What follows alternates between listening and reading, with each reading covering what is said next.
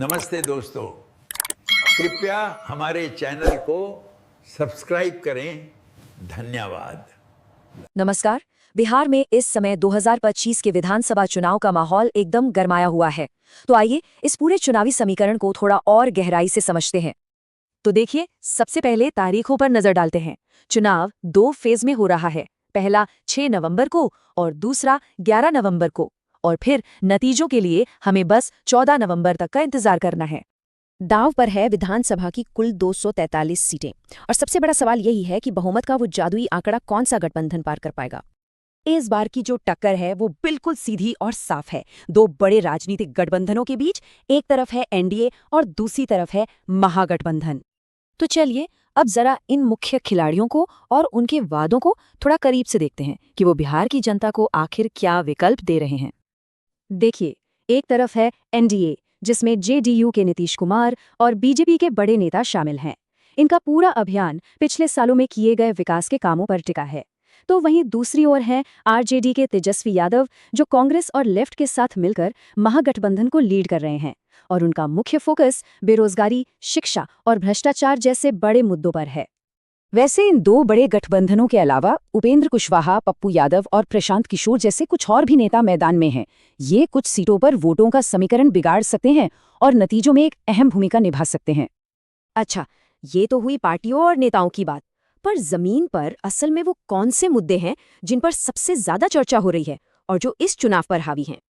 इस चुनाव में बिहार की जनता के लिए 5 सबसे बड़ी चिंताएं हैं। सबसे पहले बेरोजगारी और नौकरियों की कमी। फिर आती है किसानों की समस्याएं और बढ़ती महंगाई। इसके बाद शिक्षा और स्वास्थ्य की हालत। और हाँ, सड़क और बुनियादी ढांचे का विकास। और जाहिर है बिहार की राजनीति का एक बहुत अहम पहलू, जातीय समीकरण। और जैसा कि यहाँ साफ नजर आ रहा है, इन सभी मुद्दों में से एक मुद्दा जो वोटरों के लिए सबसे बड़ी चुनौती बना हुआ है, वो है बेरोजगारी। तो अब सवाल ये उठता है कि ये जो प्रमुख गठबंधन है वो इन चिंताओं को दूर करने के लिए अपने अभियानों में क्या-क्या वादे कर रहे हैं। दिलचस्प बात यह है कि दोनों ही गठबंधनों ने वोटरों को लुभाने के लिए कई बड़े वादे किए हैं। इनमें महिलाओं को आर्थिक मदद देना, किसानों को बोनस देना और खास तौर पर युवाओं को बड़े पैमाने पर रोजगार देने का वादा शामिल है। तो इन सब के बीच जनता का मूड क्या है, उनके सामने असल में क्या विकल्प हैं? चलिए इसे समझने की कोशिश करते हैं।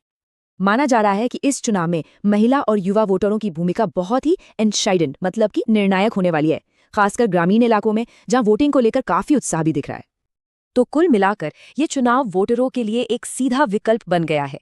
एक तरफ नीतीश कुमार का करीब 20 साल का अनुभवी शासन और उससे मिली स्थिरता है, तो दूसरी तरफ तेजस्वी यादव के युवा नेतृत्व में एक नई शुरुआत और बदलाव की अपील है। आखिर में ये चुनाव सिर्फ सरकार बदलने का नहीं है, बल्कि ये इस बात का फैसला करेगा कि आने वाले समय में बिहार किस दिशा में आगे बढ़ेगा। 14 नवंबर के नतीजे ही ये साफ करेंगे कि बिहार की जनता ने निरंतरता को चुना है या फिर एक नए रास्ते पर चलने का मन बनाया है। तो सबसे बड़ा सवाल यही है कि बिहार किसे चुनेगा, स्थिरता को या बदलाव को? खैर, इस सवाल का जवाब तो हमें बहुत जल्द मिलने ही वाला है।